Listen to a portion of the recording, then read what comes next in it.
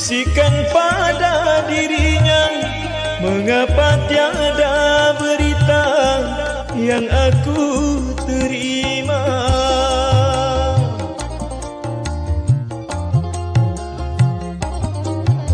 Malam katakan pada dirinya, masih adakah cintanya kepada diriku, seperti yang dulu pernah berucap dari bibirnya.